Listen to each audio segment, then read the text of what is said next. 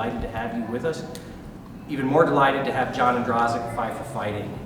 This is a concert and a keynote that we pursued starting 1 year ago when our previous keynotes, Lieutenant Colonel Scott Mann, retired Green Beret, at dinner the night before this event said, "You should get John Ondrasik next year. John's a friend of mine, he'd be awesome." And so we started to work on that, and thanks to Ryan Haskins, the music director for the Sioux City Symphony, we were able to put this together. So a warm Siouxland welcome for John Ondrasik and Five for Fighting. Hello. Your question, John, our local meeting. Nice to meet you all. Some of you I've talked to already.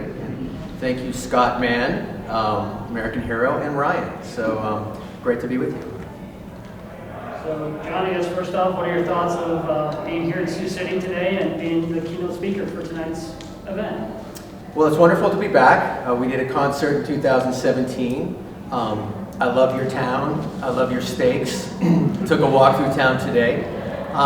It's very special for me tonight. This is the first time we're merging two of my favorite things to do, a symphony show as well as a keynote. I've been doing keynotes for, 15 years now, particularly for the chamber. I actually have another hat I wear. The Ondrasik family has a family business called Precision Wire Products, where we make the best shopping cart in the world.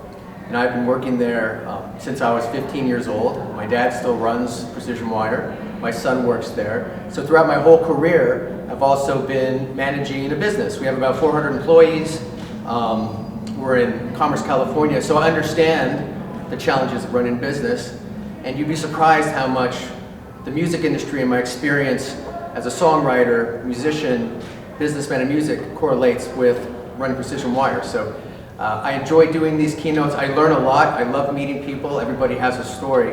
So tonight should be very exciting. It's the first one we've ever done with the symphony. I know other artists and other mediums who have had a bit of a later start to experiencing success have kind of talked about how they felt that made them more well adjusted when that did come. Considering when you first started seeing like success on the Billboard charts, was that true for you as well, do you think? Definitely. I was in my late 20s when Superman hit. And I think the fact that I had become a 15-year overnight success was helpful to me. I appreciated the folks who stood up for me. The story goes, everybody passed on me. So when I kind of realized that dream at such a late age, I understood how fortunate I was, but also all the people who supported me to get there. And certainly anytime you have success like that, it brings its own challenges. But I was married. My wife was a music publisher. I have a great family, so I had a lot of support to kind of get me through that. So yes, I think I understand many of the kids who have success at 18, 19, 20, 21. It's really tough, to kind of deal with that. So for me, I do think it was a blessing to have success at a later age. And of course it adds 10 years to my age now. I'll be 60 next year. To be still doing it and have people still know the songs, some of them were not alive when I wrote them. That is, as a songwriter, that's kind of all you can ask for. In the more recent years, you've been doing some songs that are more like kind of topically focused. Was your songwriting approach different for those, considering they're more of a departure for you from your earlier work? Yeah, I think I've always been hesitant to try to put my political views in songs. I think that tends to annoy me when celebrities get on their soapbox, but I've always had a certain appreciation for our military, for our troops, for freedom, for liberty. You can see that in many of my songs. Two Lights, which I'll play tonight about our military families, Freedom Never Cries. And the recent three songs, one about the Afghan withdrawal, one about Ukraine, and the latest one about October 7th, the Hamas attack, I took no pleasure in writing any of them. The Afghanistan one was basically a scream because a friend of mine was risking her life to go down to Afghanistan and rescue people that we abandoned. So that to me just kind of was a visceral scream. Didn't expect much to come of it, but it became very significant to our Afghan veterans, and that's how I met Scott Mann. Scott Mann was working with Operation Pineapple, and I was working with many of the orgs, the NGOs rescuing folks from Afghanistan, Save Our Allies, Project Exodus Relief. And to see that song become something that provided solace to our Afghan vets, who still feel gutted to this day that we abandoned their brothers in arms and plunged 20 million women into the dark ages, that gave me some, I think, energy to not be afraid to write about world events.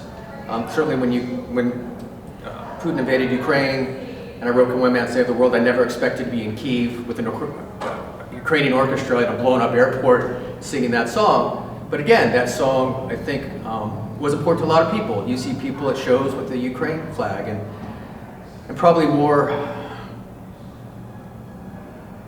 I don't know what the right word is, there's so many emotions. I mean, maybe more significant than any of them is the latest song about October 7th, "Okay," even though the theme is "We Are Not Okay," about the kind of moral collapse of so many of our institutions since October 7th.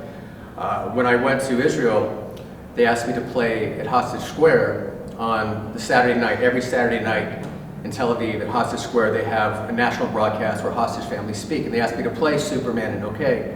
And I never thought I'd have an experience close to the concert for New York, but it was. It was almost like bookends.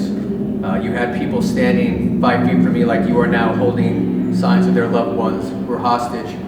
And to see those songs kind of resonate, kind of like Superman did over 20 years ago for the nation, that was something I never could have imagined. So, you know, the blessing of my career is I have a certain platform and a few songs where I can shine the light on people who really deserve it.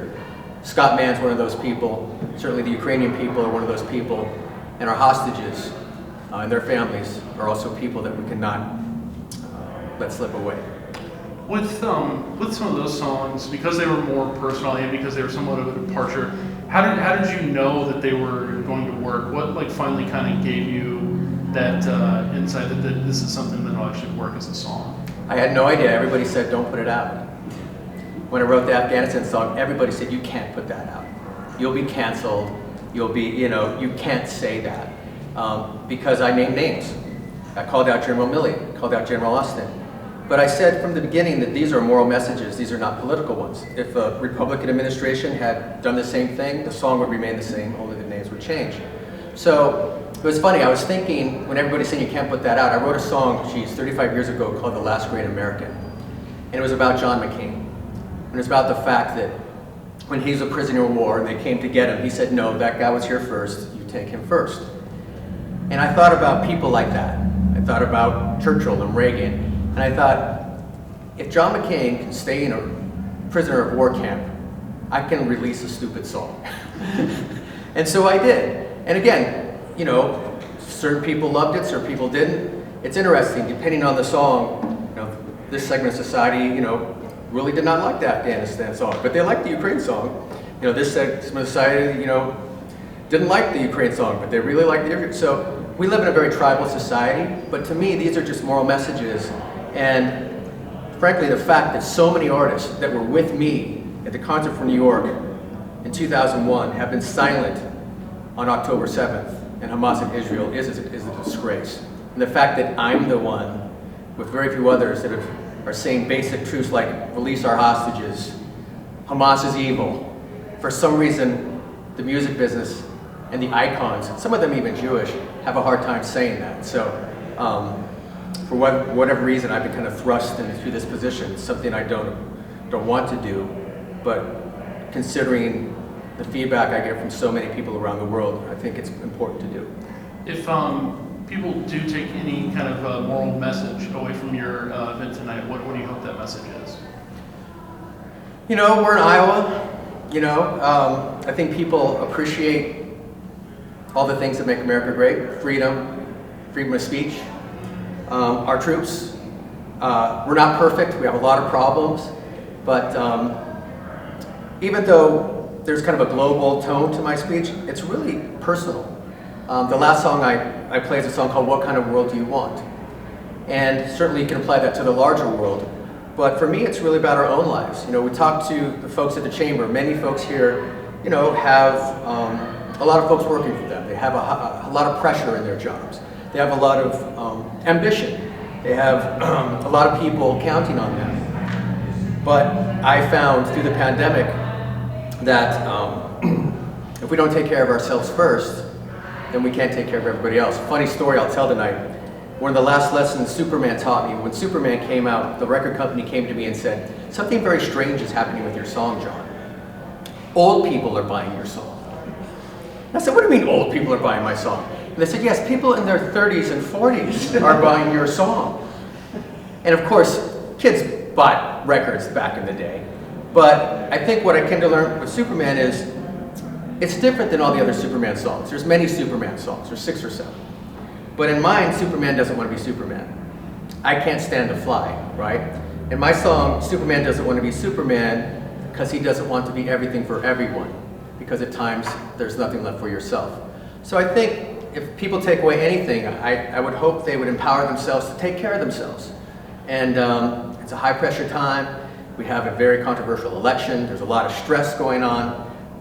During the pandemic, I had to take over Precision Wire because my dad was quarantined. He was in his 80s. And I, for the first time, had to go get some help. I had to go talk to some therapists. I had to get some medicine. And, you know, unfortunately, that stigma has waned over the years. But I think sometimes it's hard, particularly for men, to make that step because we want to be the rock. So hopefully, if folks take anything away, you know, beyond the beautiful orchestra and Ryan's magic, hopefully that's something they can take home with them. I'm glad you mentioned Iowa because I know it's important for an artist to know his audience. So when you collaborated with Ryan and with Chris, what kinds of things, input did they provide for you so you would have a better understanding of Siouxland? Well, this is Ryan's baby. He was the one who suggested, why don't you do a keynote with the symphony, which no one had done before. No. I mean, I think that's, you know, I'm going to talk like he's not here. But, you know, very few people, particularly in the orchestral world, are willing to take chances and do something new. And I think everybody in your town probably understands that and understand how lucky you are to have Ryan. But again, as I said, you know, 2 of my favorite things are playing with the symphony. And we had a great show in 2017, so I knew, like, it's going to be, you know, A+. But also, I love talking to chambers, and I love talking to small towns. So I have a fondness for Iowa. I shouldn't drop names here, but Joni Ernst is a very good friend of mine. Some people love me, or some people hate me now. But I just love the, you know, they call it the Iowa nice, right? You know, I love the Midwest. I was in Omaha last week. You know, I love people smiling and happy, and, you know, and just the vibe here. You know, if we didn't have Precision Wire, I probably wouldn't be living in California. I'd be doing something more like this. But yeah, it's just wonderful, and everybody's been so, you know, just fantastic and friendly, and the steaks at this hotel are excellent. Yeah. Tony Michaels from Siouxland Catholic Radio. Enjoyed your interview of Faith in Action with Joanne. Thank you. So you look at someone like Luke here in the front row, who's 18 years old, just chasing some professional dreams. What advice can you give Luke to tell him to kind of stay with it and look at the goal and what you aspire in music and beyond? Are you looking to be a reporter? Yeah, news, journalism, and broadcasting. Yeah, I think, you know, I think one challenge people your age have today, because of TikTok and all the social media, is everybody needs it now. It's like, if I'm not, you know, famous and a millionaire by the time I'm 21, life is over. So much of pursuing your passion is kind of the journey and the doors that close on you and how you try to go around it. And again, I'm one of those examples where perseverance was why I had success, not talent. Relationships was why I had success, not talent. And you never know where your road's going to take you. I think what I tell musicians and young kids is write a lot, record your songs so you can listen back to them. The hardest thing is to play live, play for an audience, find an audience. So as a writer, there's many different audiences out there, but you can also build your audience online. You can do it yourself. That's the nice thing about the world today, is you can build a following online. You don't need a platform. You know, back in the day, if it wasn't for Columbia Records, there's nothing I could, you know, nobody would have found me. These days, anybody can do it. And I think that's similar in journalism. Journalism is also going through a huge transition. Certainly the kind of legacy media, I think, is on a downward arc, and you have a lot of Substack, you have a lot of people who may be the legacy media, the Barry Weisses of the world, who's kind of kicked off, now kind of dominating. So I think there's a lot of opportunity, and I would just say, stick to your gut. Don't be afraid to write what you want to write. You'll have editors. I actually did an article, I did an op-ed for the Wall Street Journal, and I understand there's editors, and maybe I wouldn't change that, I wouldn't like that headline or whatever, but write what you feel, and don't be afraid. Any other questions for John? Has Ryan tried to recruit you to the symphony yet? I do not have the talent. I do not. I can barely play the piano. But we're lucky to have my MD, Katie Kresick, here tonight. She is kind of the MD of my string quartet, which will be starting a string quartet tour next week in the East Coast, all around New York, New Hampshire, Maine, New Jersey. And she's fantastic. She actually won a Tony Award for Moulin Rouge. She arranged part of Moulin Rouge. So to have, I was enjoying them kibitzing last night during our rehearsal about, musical things that I don't understand. So yeah, I'll play them and write them and let them do the string magic.